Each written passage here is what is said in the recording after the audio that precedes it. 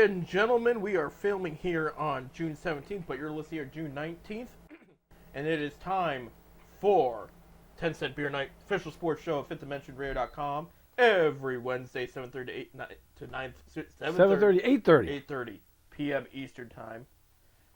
Here on Fifth Dimension, I'm Seth. I'm Bob. And welcome back, Bob. It's been a couple weeks since we've heard from you, so I'm glad you're in good health. Everything's all good. No, there you go. I spoke too soon there, but speaking of health and in general, it is hot. It is heating up, not just outside, but in the sports world today. Here, while we're filming, it's going to get up to 91 degrees here in Ohio. It's 90s all the way, and while you're listening to this on Wednesday night, it could be up to 100. Yeah. So heat index, I say. Right, and for me, I love this stuff. I love the heat.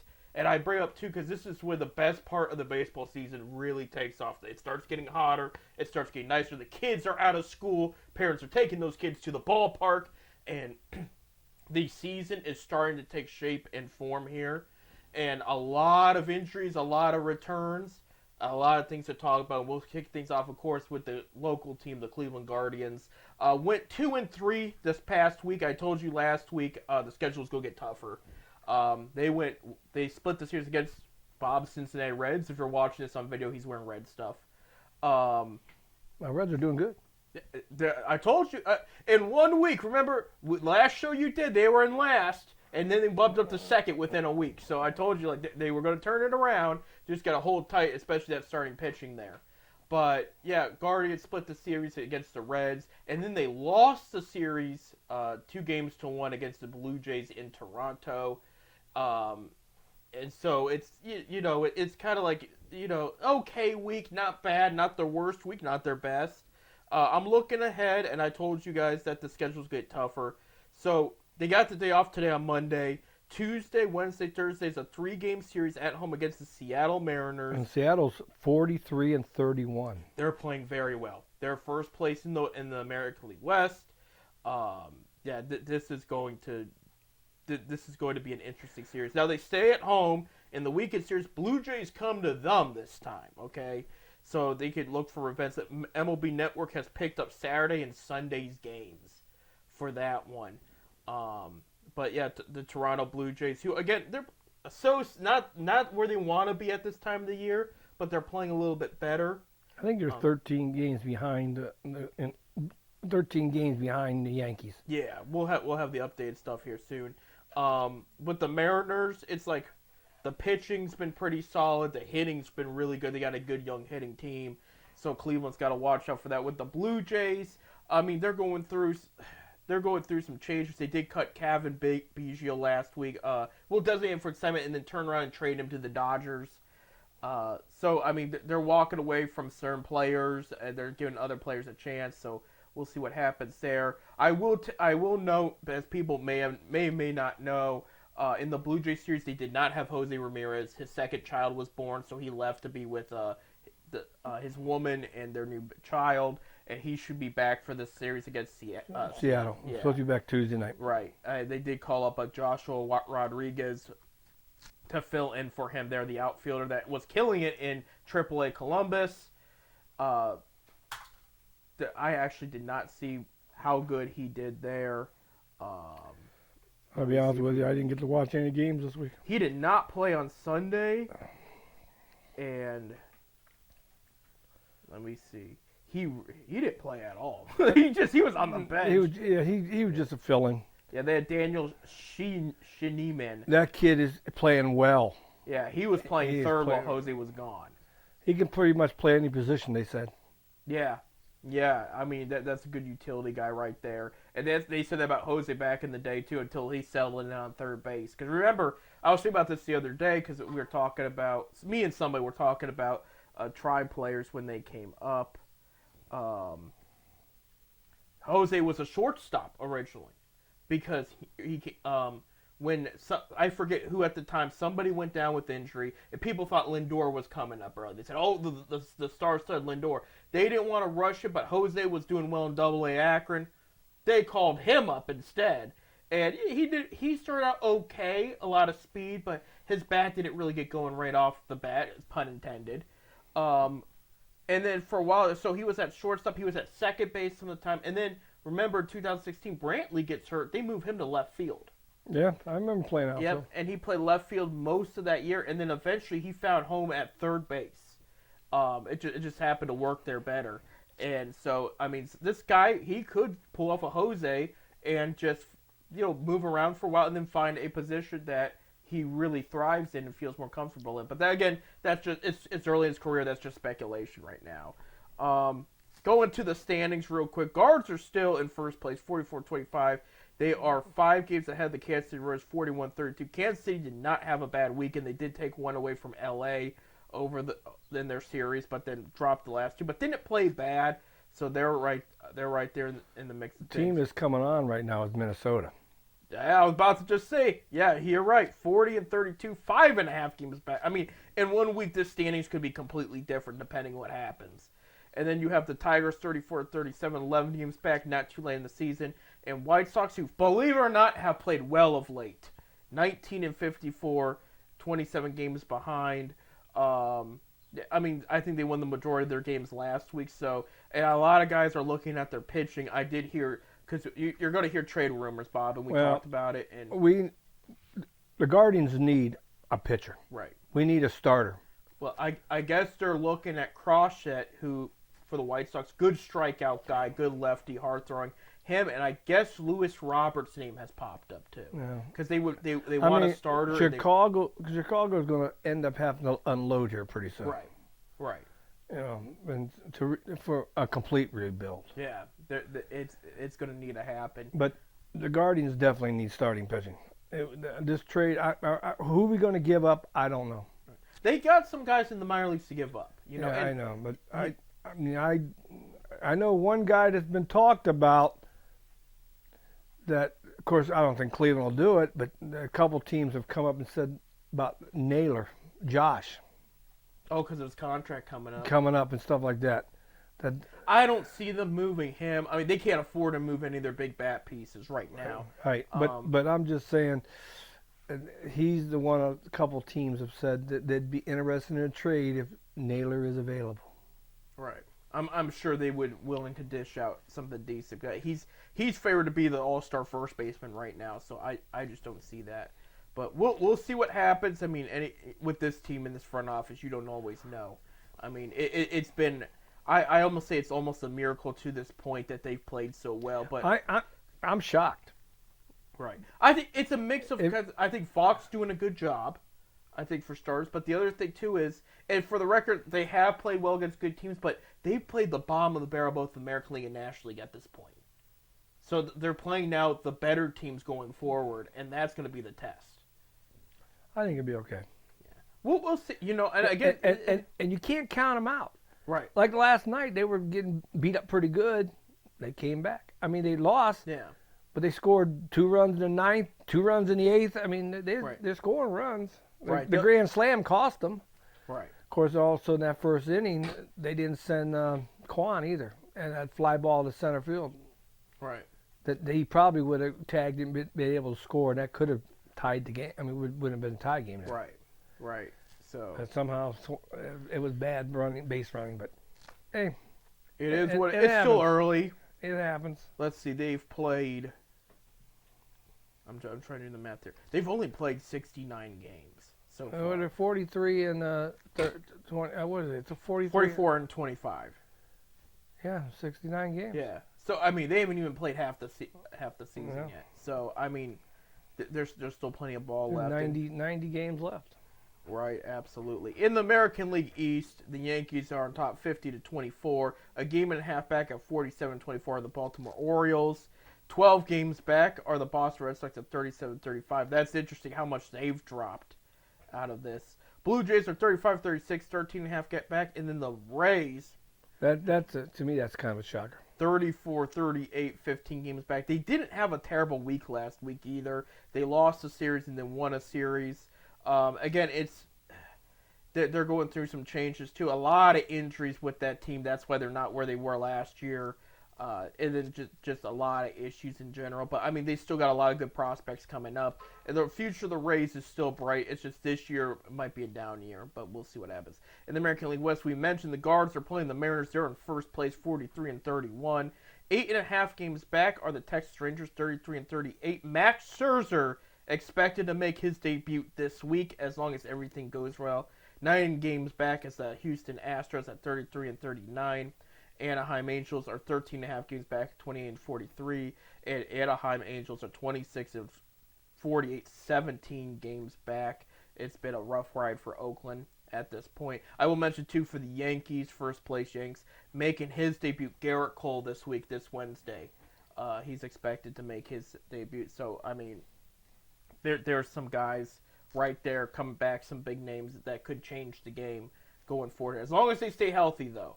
Because you got Houston, Justin Verlander's been start a game, miss a game, start a game, miss a game, Well, Justin Verlander's also getting up to an age. He's 40, yeah. I mean, it is different. And when you used to throw as hard as he did, it's going to start to wear and tear on you there. In the National League East, the Philadelphia Phillies is just still the best team in the National League right now, 47-24 on top. Atlanta Braves are second, 8 games behind at 38-31. Michael Harris Jr. has been put on the DL for grade 2 hamstring. He's been trying to get back into the swing of things since Acuna went down, and it just has not been his year. Well, last year he had a great second half. We'll see what happens this year. Nationals are in third, 35-36. Just hanging in there. The Mets, 33-37. As you mentioned, Bob, there might be rumors Francisco Lindor could be on his way out. Depending, he might finish off the season, and they might look more in the off season here. But he had a great week last week. I'll tell you, I have him on a fantasy team. That may have been his best fantasy week yet. Miami Marlins are dead last at 23-48. Rumor, you talk about trades for starting pitchers, Bob. Guards are looking at a couple pitchers of theirs because Miami's willing to unload. They have some good young arms there that could use a better coach in their ear right now. And got one of the better coaches in Willis. Right. Jesus Luzardo not playing as well as they want him to. He could be available. Braxton, I want to say his name was Miller, but no, I think Braxton might be his last name. But let me see. No, Braxton Garrett, excuse me. Another hard-throwing lefty. Both of those guys are lefties. Those are realistic options the Guards could trade for and not have to give up an arm and a leg for, but with quality. Quality starting pitching right there. The first in the National League Central, first place Milwaukee Brewers, 42-29 right now, sitting pretty. I mean, they've been first, just like the Guards. They've been first place for a while, all year round. Second place, St. Louis Cardinals, 35-35, 6.5 games back, playing much better. A couple of their other fielders, though, I mean, not playing how they normally do. Paul Goldschmidt's numbers are down. Nolan Arenado's numbers are down, but some things are getting better there in St. Louis camp. Cincinnati Reds dropped to third place, 34-37, 8 games back. Still not too late, Bob. A lot of production, especially from Ellie De La Cruz. He had a good week last week. I like India. What? I like India. India. Oh yeah, India, consistent, good contact hitter, and I'm glad they didn't trade him. There was talks about getting rid of him, and I know they have another infielder that would have started above him, but he got hurt. But they should keep all three, including De La Cruz in the mix there. It's just a good group in general. Pittsburgh Pirates 34-37. Not a lot of good. They're 8 games back, tied with the Reds. Excuse me. So they're tied for third. Not a lot going on from Skeens pitches tonight. He's been great. The top pitching prospect there out of LSU. He's been fantastic since he's come up. Not a bump in his performance whatsoever. He's been very impressive. And then in fifth place, only a half game back from the Reds and the Pirates. This is Chicago Cubs at 34-38. Having a hard time getting things going. A lot of guys, some of the pitching's been so-so. Some of the hitting's been hit or miss. It's just inconsistency all around, and that's where the Cubs are. Justin Steele, who was one of the top pitchers last year, still does not have a win. Now, he was hurt for a little bit there, but he still just has not picked up a win, and we're in June now. So, in the National League West, you have the LA Dodgers on top 44-29, but what a bad weekend. And what I mean by this, yeah, they won, Okay, Bobby Miller's coming back. That's a good thing. They lost Mookie Betts Yeah, I heard to a that. hand injury. He got hit by a pitch, broke a bone, and it's like he will not need surgery. But we're talking probably at least 8 weeks that you're not going to have Mookie Betts. And this has just shaken up the National League MVP race, which, let's be honest, Freddie Freeman and Ohtani are probably still in. But with Acuna now done for the year and Mookie Betts missing a lot of time, it's now wide open, you know, because Betts was favored up to this point, and now they're like, you know. Max Muncy's going to miss some additional time too because of his oblique, you know, whatever. They did trade for Kevin Biggio, as I mentioned, probably a good timing because he could play probably shortstop or second base while Mookie's gone. Because Mookie moved from he was primary shortstop, he was second base at times, and then he was outfield if need be. But they were so loaded in outfield right now that they didn't need him out there. And I mean, it's been a mess. There's been that. Yamamoto, their high-paid Japanese pitcher. He's on the 15-day DL now with a rotator cuff injury. He was taken out of his game early on Friday or Saturday, one of those days. It's just not good. And Dodgers are crying for pitch, and they keep trading for other relievers and whatnot. Long as they stay away from Cleveland's relievers. Right now, they could be, but I mean, they already took one from Cleveland. The guy's done pretty well, so it was somebody they had in the minor leagues there. In second place in the National League West, the San Diego Padres, 37-38, hanging in there, 8 games back. 8.5 games back, actually tied for third, are both the Diamondbacks and the Giants at 35-37 apiece. But Diamondbacks are starting to look a little bit better. Giants, not so much.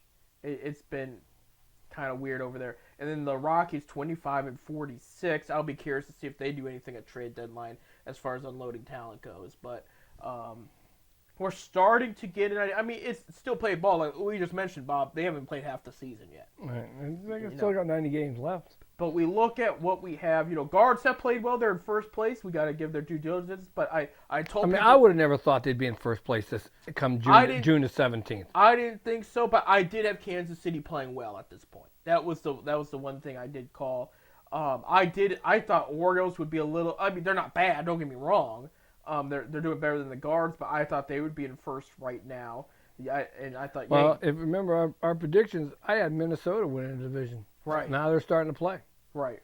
They're starting to play there. I did think the Tigers was going to do a little bit better. The one I think I would say biggest disappointment so far in the American League list, I would say the Rangers, because you're the defending champs. You're under 500 right now at this point. I didn't think that would be the case, even with some of the injuries they have faced. But and Corey Seager has not hit the ball like he usually does either. So it's been difficult, but for them. I mean, Seattle's playing good. Right. In the National League Central, like we mentioned, it's still up in the air. It could be anybody's right now. Anybody. Even the fifth place Cubs are only 8.5 games back. I think the West, what you see is what you're going to get. I think the Dodgers are going to roll there, and maybe you see a wild card team. I wouldn't bank on it at this point because I mean the Padres and everybody underneath them have just not played up to par. I would have told you the Diamondbacks at the beginning of the year, but they're just. I would have thought San Francisco. Right, and then I thought the Braves would be a little bit better, but they've had injuries, so they're not bad. But Matt Olson's finally hitting the ball like he should. That was the other problem too. He was not hitting the ball well. Neither was Austin Riley. Like I said, we got 90 games left. Right, absolutely. We got to take a break. When we come back, the Cavs coach search is down to 3 names. We'll talk about that and what's going on in the NBA as this week we should know who our new champion is in the NBA. That and more. Stay tuned.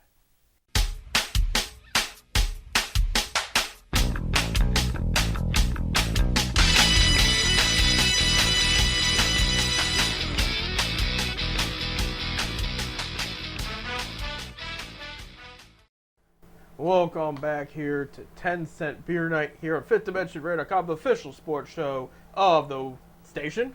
I'm Seth. I'm Robert. And if you don't have a major league team to go out and see this summer, of course, there's always the minor league option. So here is your latest minor league report for the Cleveland teams. In AAA, Columbus, things are not good. No, they not are good at all. dead west, dead West.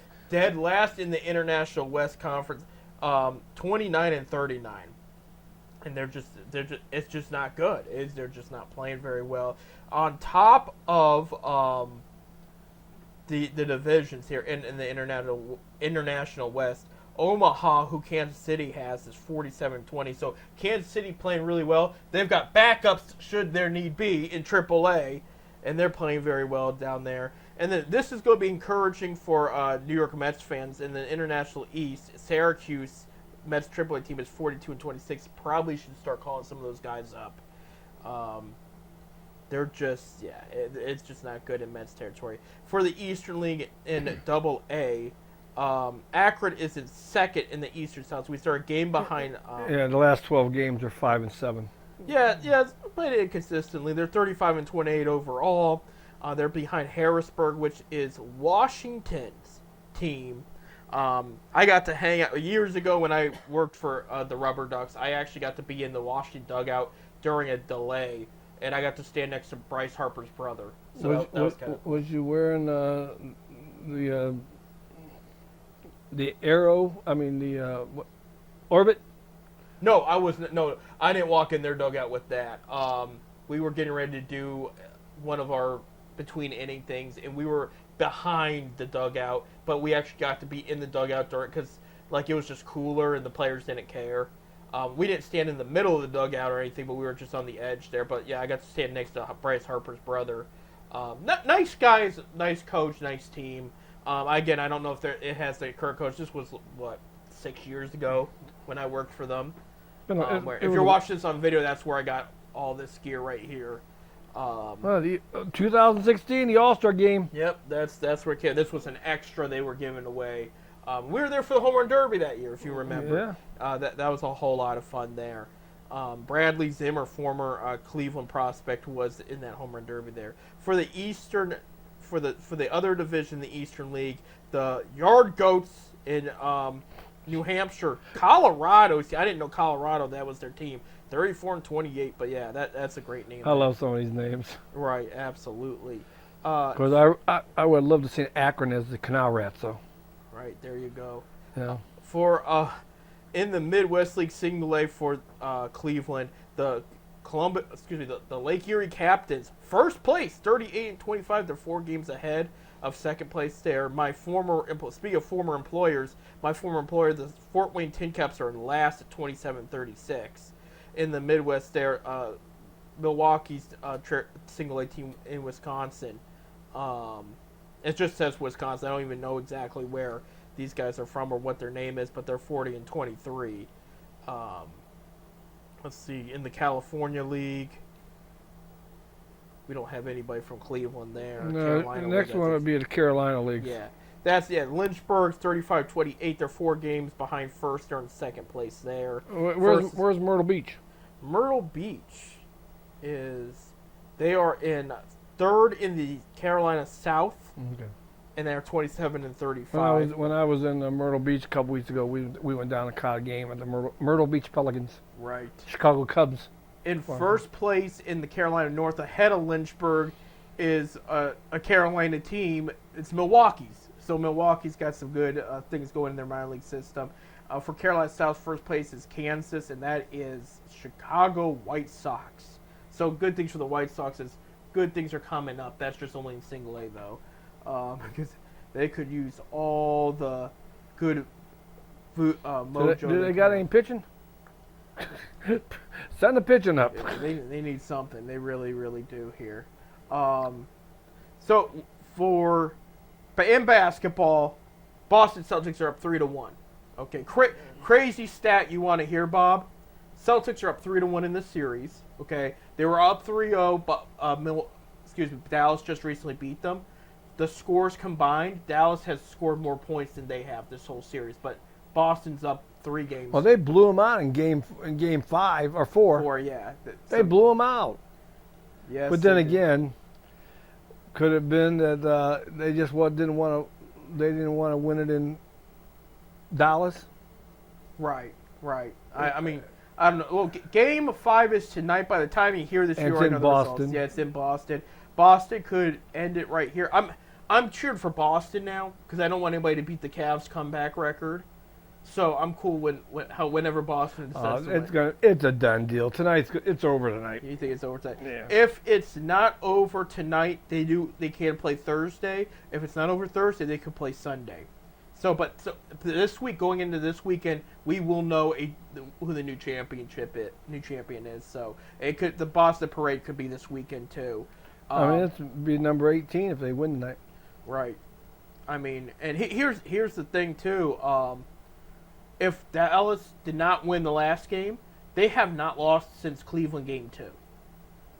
And Cleveland, I thought, had played overall better than Dallas had at this point. Now, Dallas did win fair and square last game. They did blow them out there. Of course, the couple of the Celtic players said we just wasn't on our A game. We wasn't. They better be on their A game tonight. Well, I still say I'm sorry. They want to win it in Boston.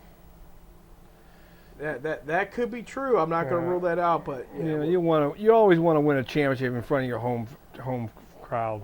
Right, absolutely. So here's the latest with the Cavaliers, though, because we're coming closer and closer to the offseason, the draft. I think it's technically next week. I'm pretty sure it's next week. They have the 20th pick. There's been talks about trading up. I don't know what they'd give up or if they can do it. Why are Mitchell close to signing again? That's the report. Yeah, I mean, they can't do anything until everything is over. So it's all held up right now. But the big news is who's going to be the coach. Now they said this could take a while.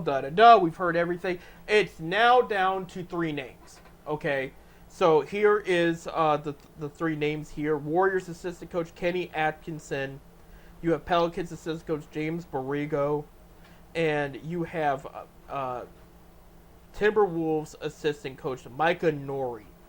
That is who it's against right now. So here's the latest. What I can tell you is Kenny Atkinson, it was reported that he was doing more groundwork and preparation in case he got the job in Cleveland. I had mentioned Atkinson's been a head coach before. He was with the Nets. Jared Allen and Caris LeVert played under him. They've raved about him. They told the front office good review because the front office asked. And here's with Atkinson. It's like, what happened in Brooklyn? He left. He was doing good. In mid-season, there was too much drama, and there was just too much. It was just bad voodoo going around. Whatever the word you want to use. And he just said, "I'm out." Like he said, he cannot operate his job properly with this front office, with this ownership, and it wasn't fair to him and the team, so he left. And that's bound to happen when things are just not working out with either side. James Borrego, okay, used to be head coach of the Hornets. What happened there? Exact same thing. He was doing well. He took them to the playoffs at a time. Unfortunately, Michael Jordan, great player, not the greatest owner, or is he selling the team and everything's moving on from him? But at the time, just things were not working out, and he left mid-season. He just said, and they were not playing bad. But he just said, look, this is not working out. I don't want to sign long-term with you guys. I'm out, And when you have a coach that quits mid-season like that, that's a red flag right there in the organization. But with Borrego, okay, so I mentioned in last week's show when it was breaking news, the UConn coach decided not to take the Lakers job. Right. Borrego's rumored to be now the top target for the Lakers, but there's no movement on it. And there's speculation. He's telling them, wait, I want to see what Cleveland wants. So he might be favoring Cleveland over that. With Borrego, it's been reported, because you're allowed to ask former members of your staff, get good word or whatnot. David Griffin is now GM of the Pelicans. He was GM for the Cavaliers during the 2015 to 2018 run when they made the 4 straight finals. And then Larry Nance Jr., Larry Nance Sr.'s son, who used to play for the Cavs, they've talked to them about Borrego, and there were some good reviews there. So they have asked some inside source about him. As far as Micah Nori's concerned, Timberwolves had a great season this year, made it to the Western Conference Finals. Didn't get over the hump against the Mavericks, but had a great season. Nori's from Ohio, okay? So there's been some interest there about moving his family back to Ohio. Really, he actually hasn't grown his family at all in Ohio, from my understanding, because he's moved around and been with other jobs and whatnot. But he's been under some good head coaches there in his time. But those are your final three. I will tell you, they've emphasized Borrego has come in and just blown away the front office with his interviews.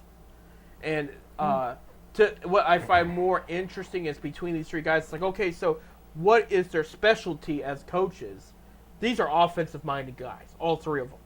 So they're probably going to be looking for a defensive-heavy assistant. It's not going to be like with Bickerstaff, where he was defensive-heavy and not offensive, you know. Now, some people might wonder, it's like, well, is this going to affect the defense? So, well, look, guys like Okoro, Mobley, Allen, they're still going to play good defense.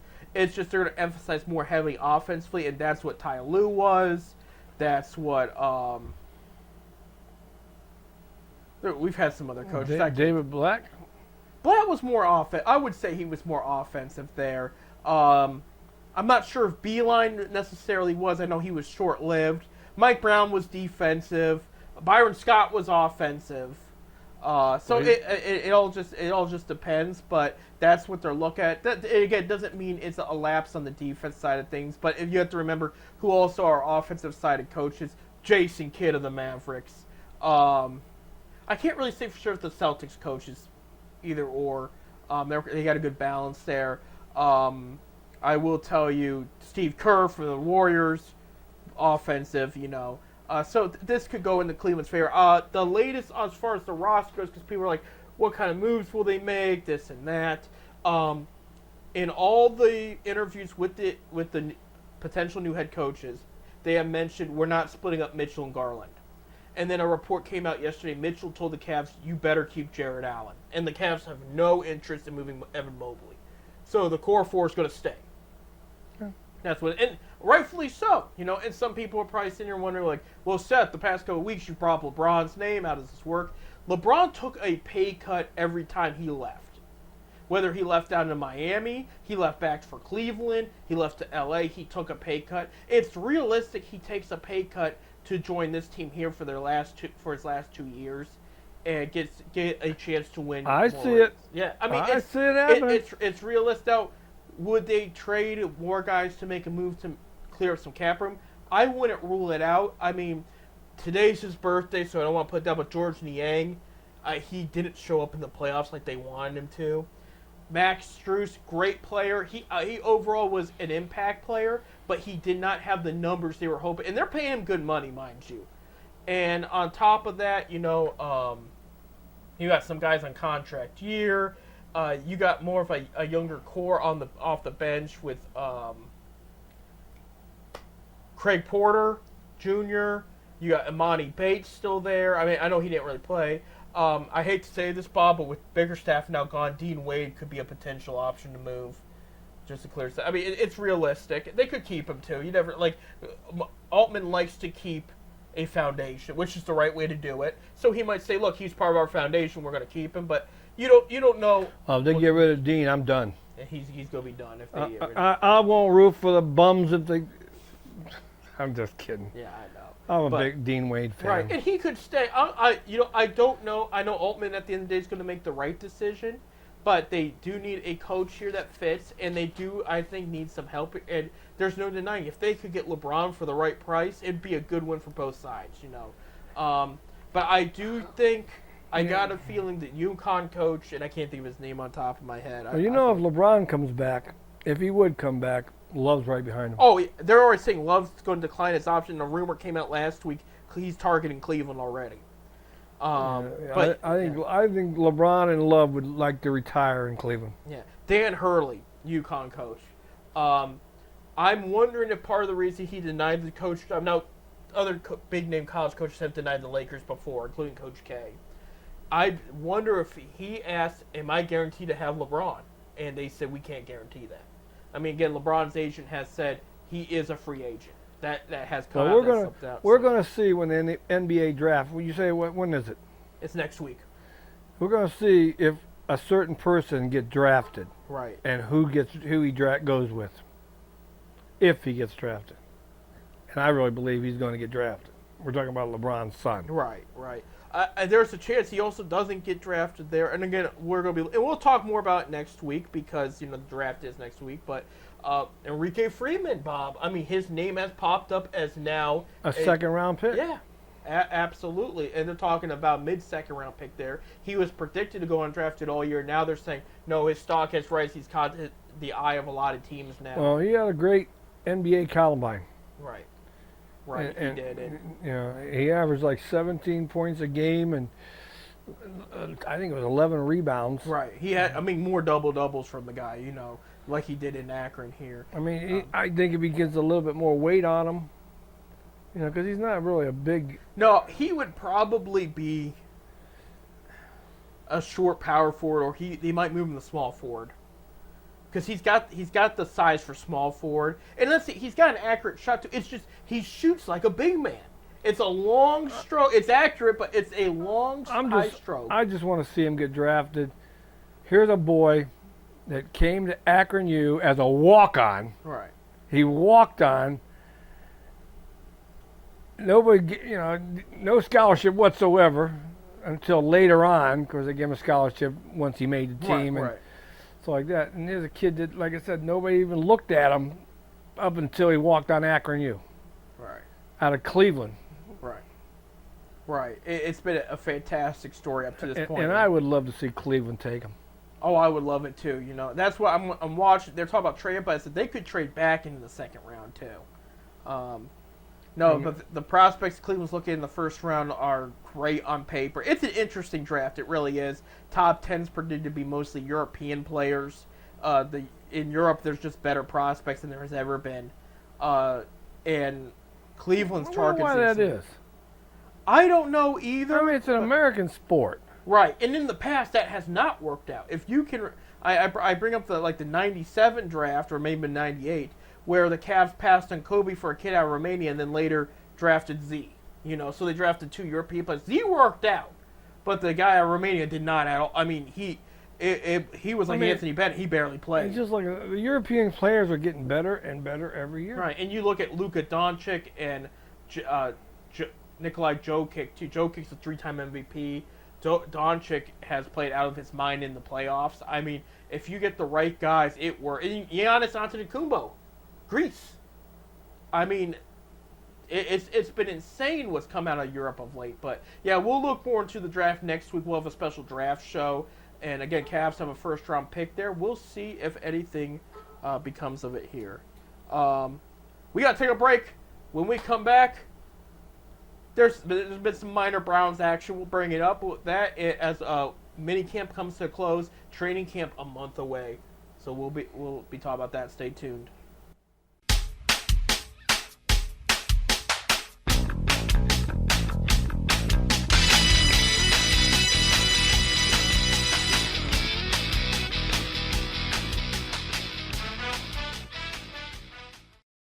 Welcome back to our last segment of this episode of 10 Cent Beer Night. Thank you for joining me and Bob here. And producer Bob. Producer Bob. Absolutely. Thank you, Producer Bob. He does so much good work for us. And, we're going to have to give him a raise soon. I think his contract's coming up there. So we'll have that coming up. His contract's coming up. Yep. That's your job. That's not mine. So when you brought it up, you handle it. Oh, okay.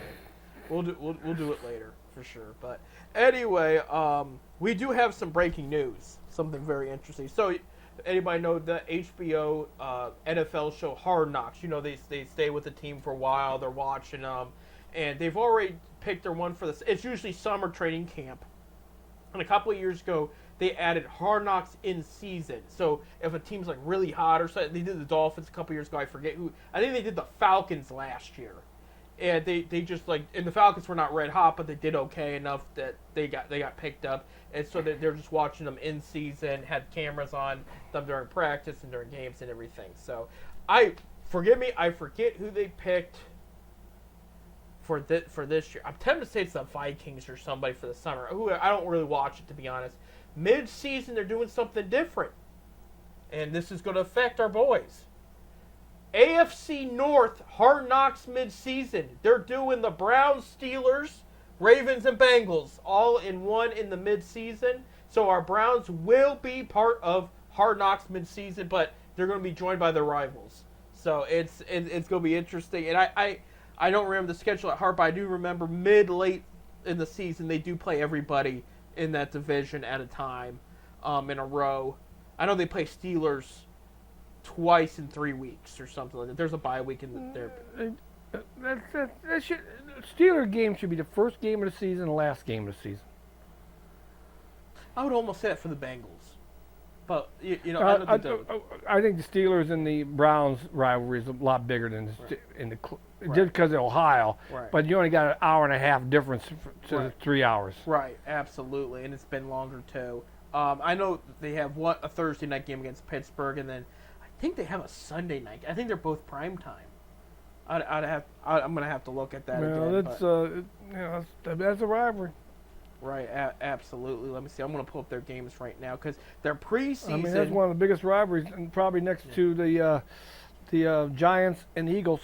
You're right. It's right there. Their preseason games came out. The Packers are coming to Cleveland on August 10th at 4:25 p.m. The next week, the Vikings come to Cleveland on August 17th on 4:25 p.m. So you'll see J.J. McCarthy, former Michigan quarterback, go up against the Browns there. And then the Browns will go to Seattle on August 24th, and that's their last preseason game there. Seattle just picked up P.J. Walker, who played for the Browns when they played Seattle last year. Let me see. I'm pulling this up right now for the Steelers there. No, actually, the second Browns-Steelers game, the one in Pittsburgh, is a 1 o'clock Sunday game. But the first game is in Cleveland. That's a Thursday night game. So, yeah, not all of them are prime time, but that one was. The last time the Browns played the Steelers, Thursday night in Cleveland, they won. And that was a couple years ago because Brissett was quarterback. So circle that game because Chubb is going to be back by then, and he's going to want to go off because that's not until November 21st.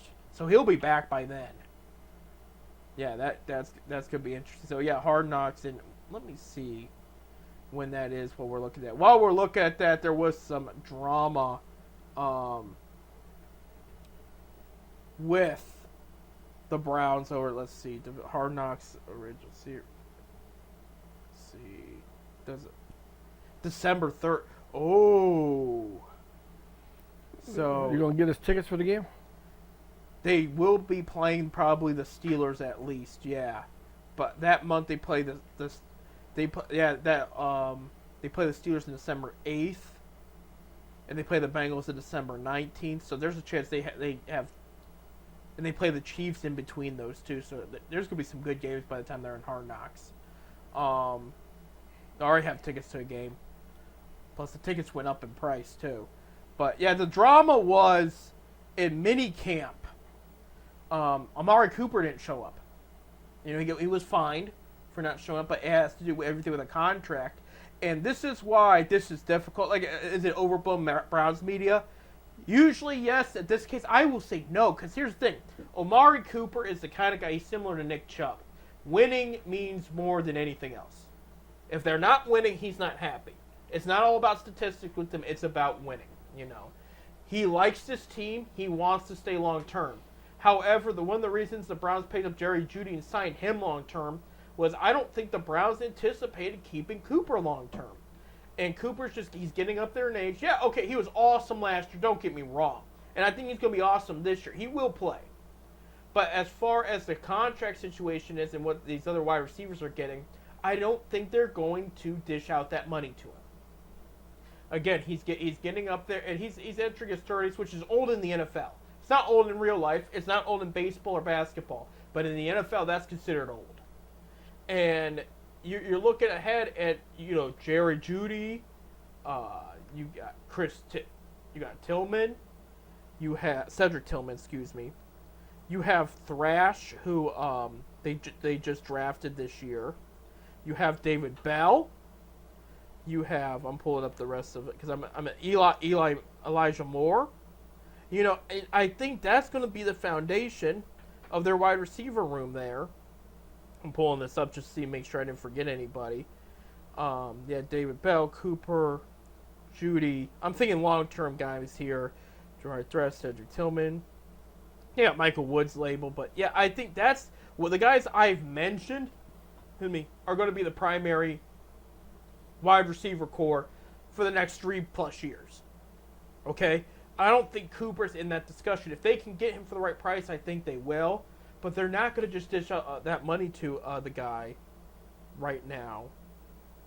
And I'm saying this, but by the way, I said today was George Niang's birthday. It's also Amari Cooper's.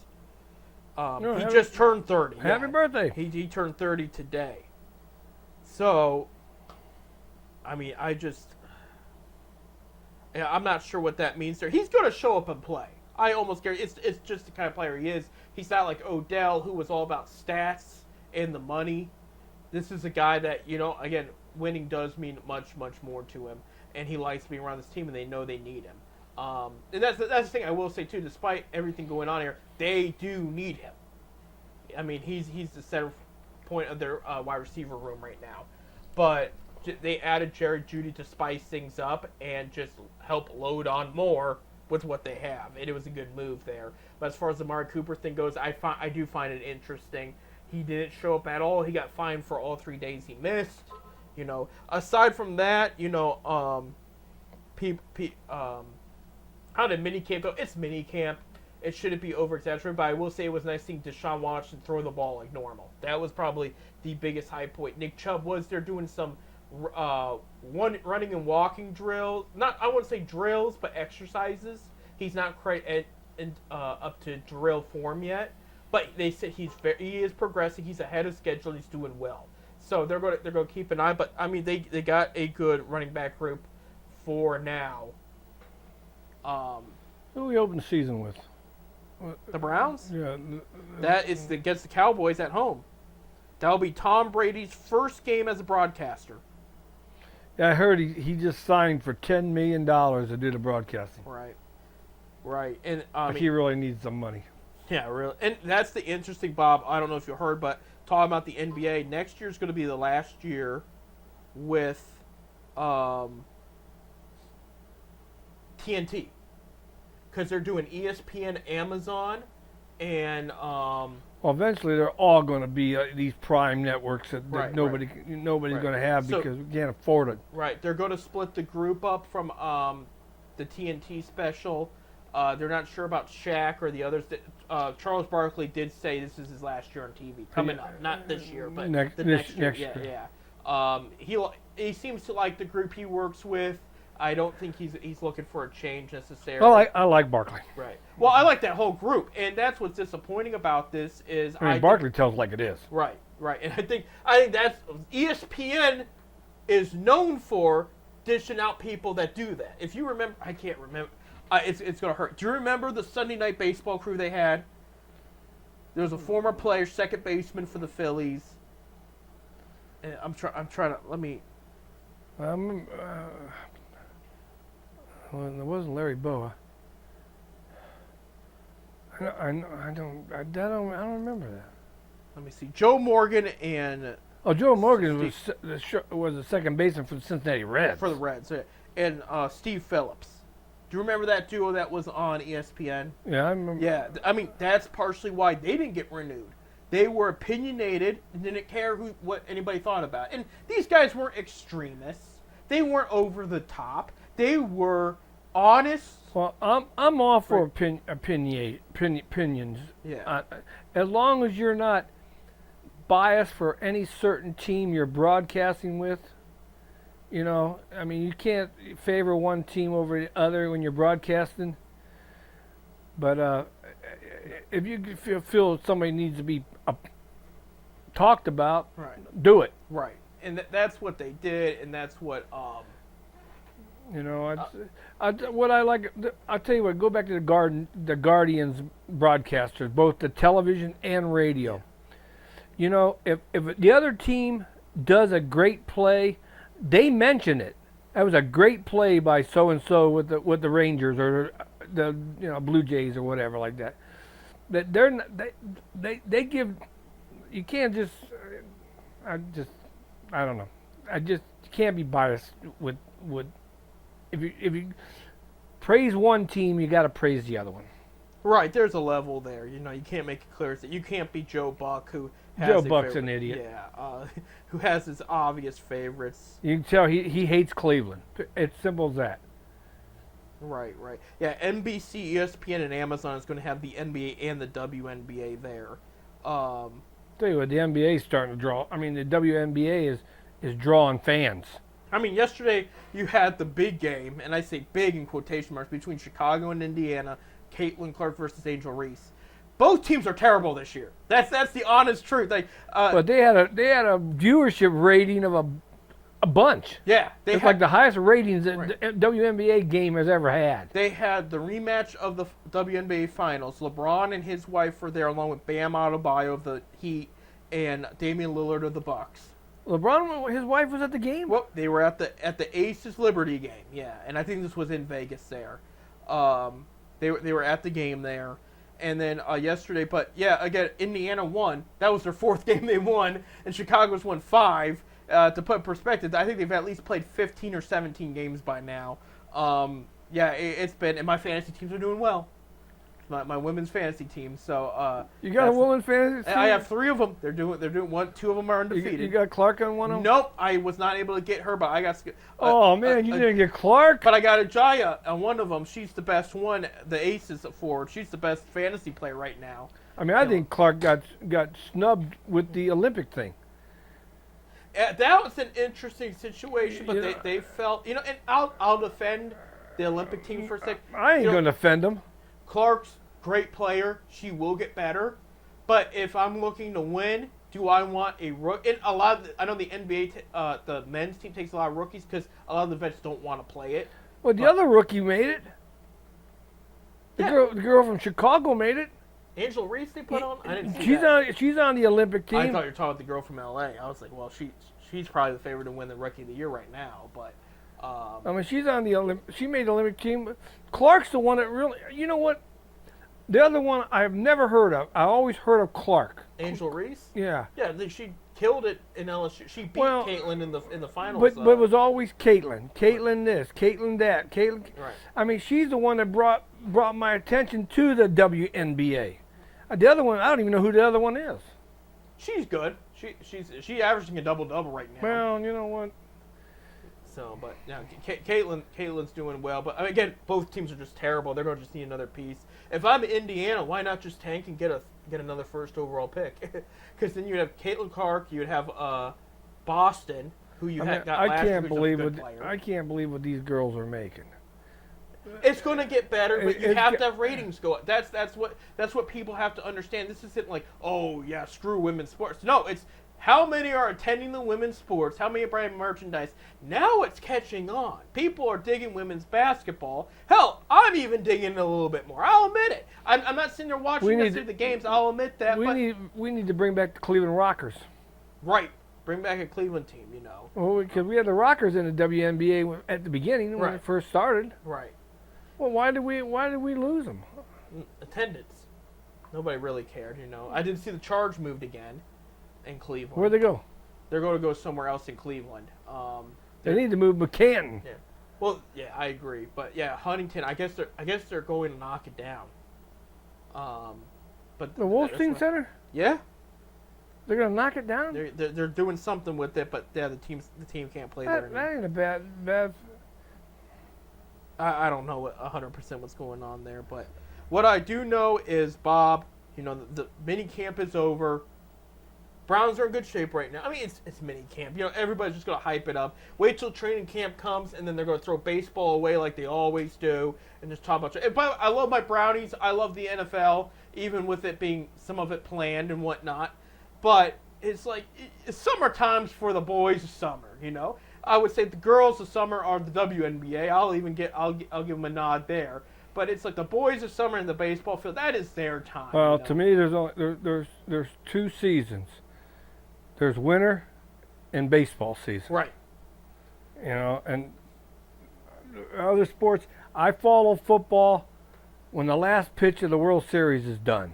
Right. I'll watch the football, or when the last Super Bowl comes. Of course, now the basketball plays. We're almost into July, and they're still playing basketball, a winter sport. You know, same with all the sports got too long. But baseball starts in spring, ends in the fall. Right. No, I'm feeling there. We're talking about the NBA Finals. Still, we're in June. We're Well, mid-June. If it ends tomorrow, it'll be the 19th. Tonight. On Monday night, the 17th. It'll be the 17th of June. We're halfway through the month of June, going into July here in Right. 2 weeks. Next week's the draft. I got a notification while we were sitting here. They're taking bids and predictions. 2 weeks from now is free agency. So as far as the whole LeBron speculation, whether the Cavs go do the draft, literally 2 weeks from now, Bob, we'll know everything. We'll know what is going down. Because it's going to be a Welcome home, LeBron. Welcome home. Let's wait till it's official. But I have my speculation. I think he's cooking something. I think, you know what? When he was sitting in the front row at that Cleveland-Boston game, Right. when they lost that game, when he was sitting there, something was up. Yeah, I agree. 'Cause he ain't gonna fly in from L.A. to sit and watch a Cavs game. No, don't get me wrong. He still got the house in Bath. Right, and his career people are going to talk more about the Cavs than any. I mean, the majority of his records were made in Cleveland. He'll tell you his favorite championship ever was 2016. And I really believe it won't be long. He's gonna say, "I'm gonna take my talents to the North Coast." Yeah. And then it will end. Like wherever he decides, it's going to end. I got him in 2 more years left in his career, and he's going to hang it up. I think we're coming. What is he, 38 now? 38, 39? He's 39. Yeah, he'll be 40 in December. December. Yeah, it's that time. I think it's December 31st. Ain't he like a New Year's Eve baby? December 30th, I think, something like. Yeah, it's not quite New Year's Eve, but it's right there. Yeah, he was definitely born late in the year. Guys, we got to wrap it up. I appreciate you listening. Next week we'll talk about how the guards are handling their tougher schedule. It hasn't really cranked up yet, but it's going to get tougher. We'll talk about that. We'll talk about how our new NBA champion by now. Our predictions of what the Cavs could do in this draft. And then that should be. I mean, it's getting down to the wire where we're just talking baseball. I mean, we'll have Olympics soon. Oh, speaking of the Olympics, because LeBron's going to play on that team. Yeah, speaking of the Olympics, a buddy of mine who's a scout with the Reds, his good friend son just qualified for the Olympic finals, which is on Monday. Hunter Armstrong in the 100-meter backstroke. Backstroke. Swimming. If he we're going to know before our next show, but. Yeah. Monday night, he's in the finals. If he can be in the top 2, he's going to the Olympics. He's from Dover, Ohio. That's awesome. Hunter Armstrong is the kid's name. Well, best of luck, Hunter. Of course, by the time they hear this, you'll know the result, but best of luck, seriously. So, hey, all that and more coming up. But until then, everybody, go Guards, go Ducks, any of our good baseball teams. Until next time.